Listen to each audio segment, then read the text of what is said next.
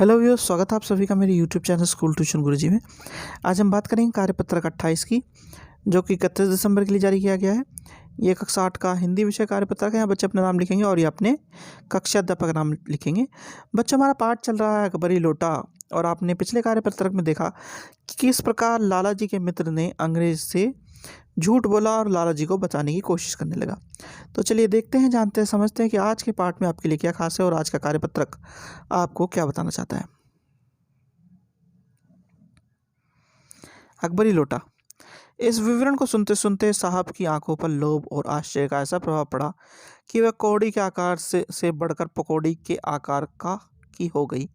उसने बिलवासी जी से पूछा, तो आप इस लोटे का क्या करिएगा?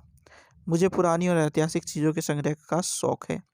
मुझे भी पुरानी और ऐतिहासिक चीज़ों के संग्रह करने का शौक है। जिस समय यह लोटा मेरे ऊपर गिरा था, उस समय मैं यही कर रहा था। उस दुकान में पीतल की कुछ पुरानी मूर्तियां खरीद रहा था। जो कुछ हो, लोटा मैं ही खरीदूंगा। वाह, आप कैसे खरीदोगे? मैं खरीदूंगा, ये मेरा हक है। जरूर हक है। यह बताइए कि उस लोटे के पानी से आपने स्नान किया या मैंने आपने आपके पैरों पर गिरा या मेरे आपके अंगूठा उसने आपका भुर्ता किया या मेरा आपका? इसलिए इसे खरीदने का हक मेरा है। यह सब बकवास है। दाम लीजिए, जो अधिक दे वह ले जाइए।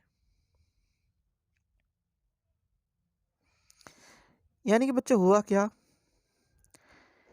कि धीरे धीरे बिलवासी जी, जो उसके मित्र थे, लाला जी के मित्र थे, उन्होंने क्या किया कि लोटे की ऐसी परिकल्पना गढ़ दी कि अंग्रेज जो व्यक्ति था, उसने सोचा कि यही लोटा वो लोटा है जिन्हें उसे खरीदना ही चाहिए, और ये समझते हुए कि अगर वो उसके पास रहेगा तो वो बहुत मुनाफा कमाएगा।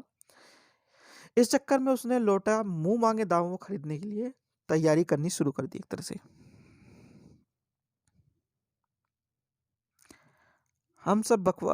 ये सब बकवास है। दाम लगाइए, जो अधिक दे वह ले जाए।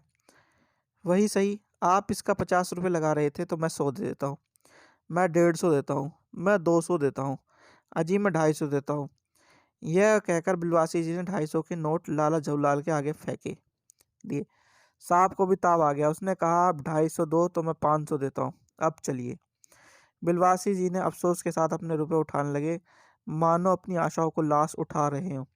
साहब की ओर देखकर उन्होंने कहा, लोटा आपका हुआ, ले जाइए, मेरे पास 250 रुपये से अधिक नहीं है। यह सुनना था कि साहब के चेहरे पर प्रसन्नता की कूची गिर गई।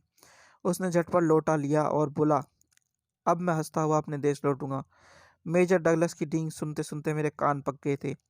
मेजर डगलस कौन है? मेजर डगलस मेरे पड़ोसी हैं। वो पुरानी चीज़ों के संग्रह करने में मेरी उनकी होड़ रहती है। गत वर्ष हिंदुस्तान आए थे और वहां से जहांगीर अंडा ले गए थे।